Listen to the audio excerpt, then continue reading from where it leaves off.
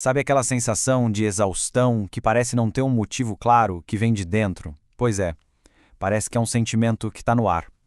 E a filosofia do Byung-Chul Han talvez tenha a chave para a gente entender isso. É uma análise super relevante para a gente sacar nossa condição hoje.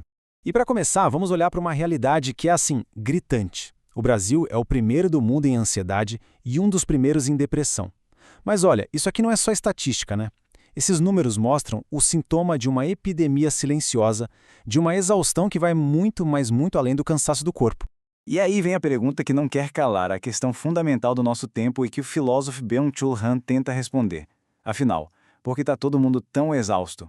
Para a gente entender essa exaustão toda, a gente precisa dar um passo atrás e perceber uma mudança bem profunda, quase invisível, na forma como o poder funciona na sociedade. A gente saiu de um modelo que falava não pode para um que fica sussurrando no nosso ouvido sem parar. Você pode. E essa troca mudou completamente o jogo. E aqui a gente vê esse contraste de forma bem clara. De um lado, a gente tinha a sociedade disciplinar, que o Foucault descreveu. Ela controlava de fora para dentro, com regras, com vigilância, com o não pode. Do outro lado, a gente tem a sociedade do desempenho, do Han, que impulsiona a gente de dentro para fora, com o você pode, que parece positivo, mas que é implacável. E é aqui que está a grande armadilha. Pensa bem, um dever, uma ordem que vem de fora, tem um começo, meio e fim. Tem um limite.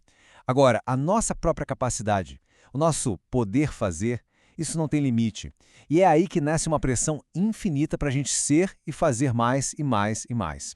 E essa pressão infinita, claro, não fica só do lado de fora. Ela entra na nossa cabeça, se torna parte da gente. Vamos ver como isso vai nos transformando e acaba criando a figura central da nossa época. O eu exausto. Um eu que é, ao mesmo tempo, o seu próprio carrasco e a sua própria vítima. Nesse novo sistema, a exploração não vem mais de um chefe, de uma fábrica. Não precisa. Nós mesmos nos tornamos nossos próprios capatazes. A gente se cobra, se empurra para o limite. Em nome da liberdade de poder fazer tudo, nós viramos ao mesmo tempo o mestre e o escravo. E isso acaba criando um ciclo vicioso de autoexploração. Tudo começa com a gente acreditando que é livre para alcançar qualquer coisa. Aí a gente internaliza essa pressão para produzir sem parar. A gente se explora até não aguentar mais. E qual é o resultado? O colapso. Burnout, depressão, ansiedade. Lembra daquele gráfico do começo? Tá tudo conectado. O Han dá um nome para isso: violência neuronal. Não é uma violência que proíbe, que vem de fora para reprimir.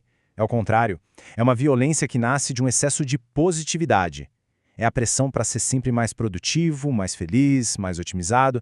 Isso vai superaquecendo a nossa mente e nos esgota de dentro para fora. E a consequência final dessa busca sem fim por desempenho não é a realização, como a gente poderia imaginar.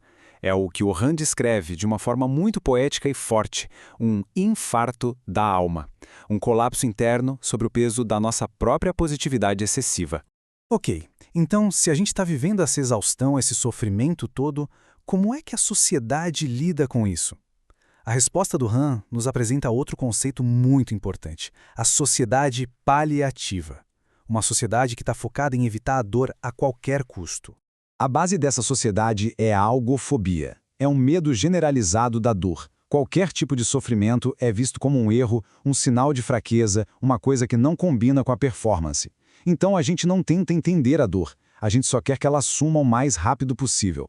E para fugir da dor, a gente se enche do quê? De analgésicos virtuais.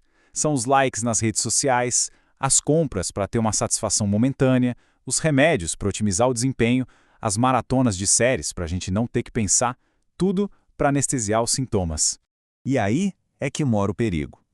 Quando a gente só anestesia a dor, a gente perde a chance de entender o que ela está querendo dizer. A psicanálise, por exemplo, mostra que a cura muitas vezes vem de narar, de dar um sentido para o sofrimento. Mas, ao buscar só o alívio imediato, a gente só silencia o sintoma. A ferida continua ali, aberta. Certo.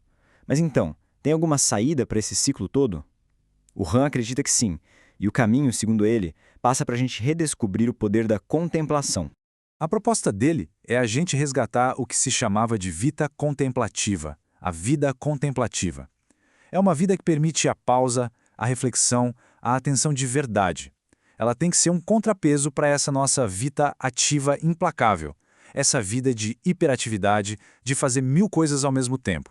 Isso significa, olha só que ideia interessante, reaprender a não fazer nada, a valorizar o tédio. O Han recupera uma ideia do Nietzsche, que diz o seguinte: se o sono é o ponto máximo de descanso do corpo, o tédio profundo é o ponto máximo do descanso do espírito. É nesse não fazer nada que a criatividade realmente nasce. Isso tudo nos deixa com uma reflexão final que é bastante provocadora. No mundo que exige da gente ação e desempenho o tempo todo, será que abraçar o tédio, simplesmente parar, será que essa não seria a nossa forma mais radical e necessária de resistência? Fica aí a pergunta.